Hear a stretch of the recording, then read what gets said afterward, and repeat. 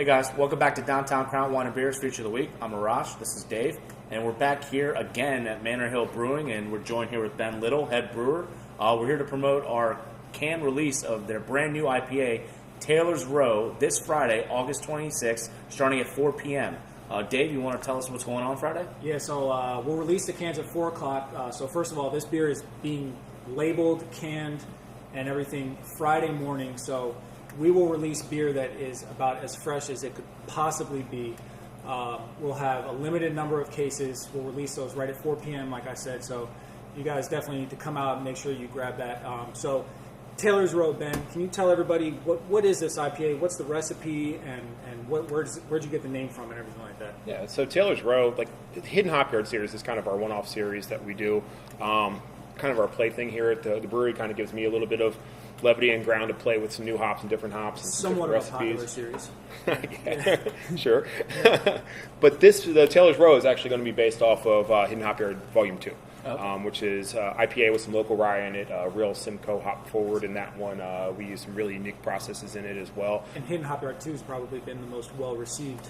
Absolutely, of it was. The 4 series. Absolutely, it was. And you previously could only get those beers at either the brewery or at Victoria's, correct? Correct, yeah. correct. And so we release a very limited amount of draft into the market of those. Very limited. I think this last time it was 18 kegs, 6 so real small kegs. That's awesome.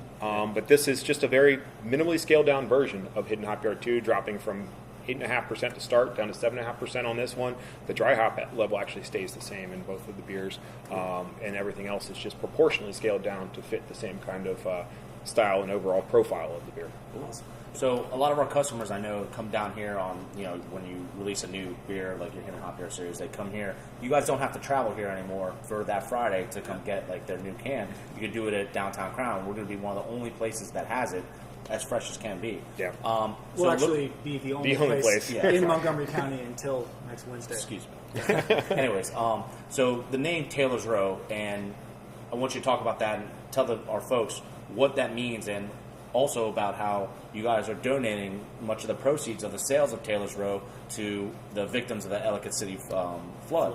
So you want to tell us like where the name came from and what's it all about, and like your charity, you guys fundraising? So absolutely. So Taylor's Row, we're building Manor Hill Tavern, which is in Old Town Ellicott City, and the row of buildings that we're in is historically named Taylor's Row. There's a plaque on the building and everything, and we had just originally talked about brewing this beer to kind of commemorate that opening and in kind of a new venture for us. And while everything happened, obviously that we all know about down there, and we're trying to bring as much kind of light to the situation as possible. And I think a lot of people have done a lot of really good things in terms of doing that and having that initial burst of good reception and donations and time and money.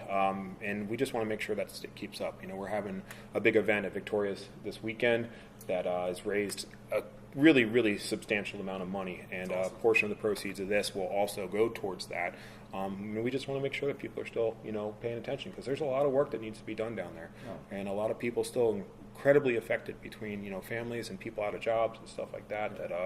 We just want to make sure that we're taking care of our hometown. Yeah, this is another example of local breweries giving back to the community that a lot of people don't see. And when I was talking with Ben, he really didn't want to he didn't want to talk about too much how the money is going there, because you guys don't want to make it about yourselves. It's really about them, and you don't want the spotlight. You don't want that, but you guys are really doing something great for the community. Yeah. It's not just like one of those things where you guys just want to get your name out, like, oh, let's take advantage of this. No, you guys really are DL about it, and raising a ton of money for them. So when you guys do buy this Taylor's Row from us, a good portion of the proceeds are going to go to that charity.